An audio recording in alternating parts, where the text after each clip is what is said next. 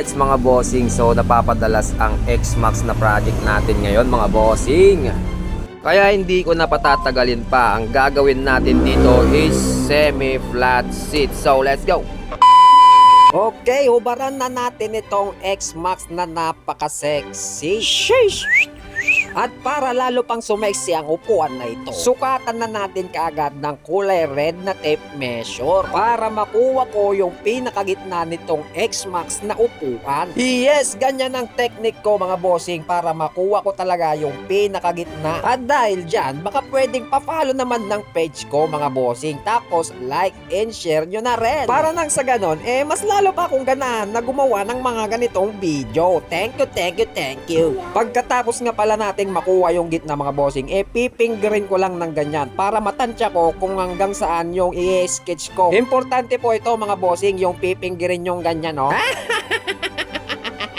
Kailangan nating pinggirin ng ganyan para makapa natin kung hanggang saan ang sagad nitong foam. Para pag nilagarin natin mga bossing may iwasan nating mabutasan yung foam mga bossing. Kasi pag nabutasan yan is lalabas yung pinaka plastic frame niya sa taas. At kung nangyari yon mga bossing magtatapal tayo. So doble trabaho, doble pa ang pagod mo. Kaya mas magandang pinggirin mo para sure ball ang trabaho. Yes, sure ball kasi sure ball ko yung design. Kaya yan, may kopya ako dito sa aking cellphone.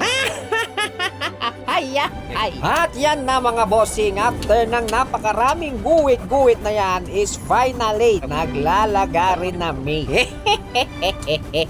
At eto nga pala mga bossing, so marami nang nagtatanong kung saan ang location namin. So bale ang location po ng shop namin mga bossing is dito sa Barangay Pulay, Villasis, Pangasinan. Along the highway lang po kami mga bossing. Tapos pag may nakita kayong tower, dito po kami sa tapat ng tower. At ang tower po na yon is Globe Tower mga bossing. Yes, Globe Tower na napakalaki. Sinlaki ng notes ko. At yan mga bossing, tapos ko nang lagarin dito sa parteng taas. Pero bago ako mag-grinder mga bossing is lalagyan muna natin ng leather doon sa may dalawang butas nitong plastic frame niya. Ayan no, isa tapos dalawa. Yan mga bossing, tinapalan ko dyan sa may butas na yan. Para nang sa ganon is hindi makapasok yung nota. Pero joke lang yon mga bossing. Nilagyan ko ng leather doon sa dalawang butas niya para pag grinder natin mga bossing is hindi lumubog or umusle doon sa tapat ng butas.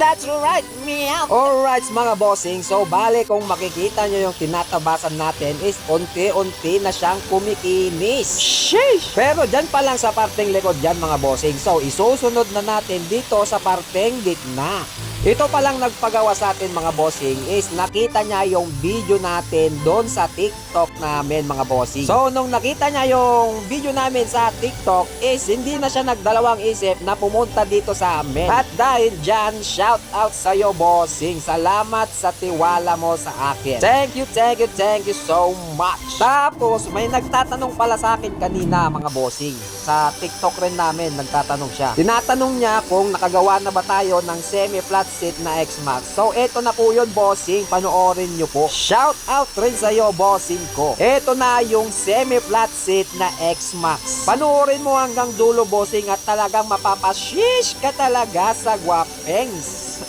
At sa mga hindi ko po nare-replyan kaagad sa TikTok mga bossing, pasensya na po kayo mga bossing dahil napakadami nyo po. Dahil dyan po mga bossing is salamat din sa inyo mga bossing. Pati na rin po sa mga nag-share sa TikTok namin mga bossing, salamat sa inyo. Dahil sa inyo mga bossing is naka 100k plus po yung views natin kahapon. Sheesh! Napakasaya! Kaya sana mga bossing is pati po itong page ko maganon din yung views para paldo George. Paldo nga talaga George.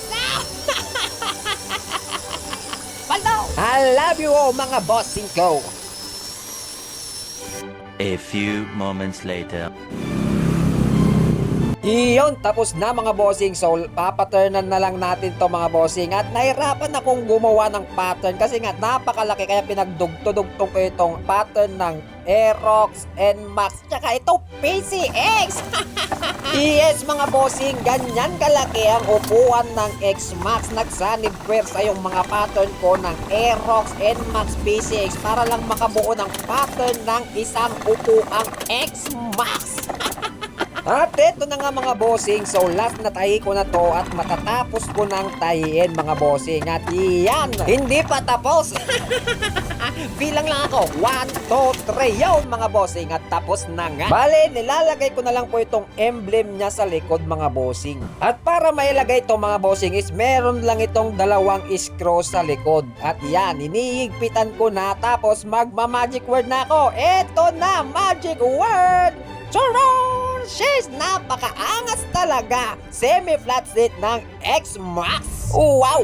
Ang angas! Sa mga gustong magpagawa, rekta PM. Bye-bye.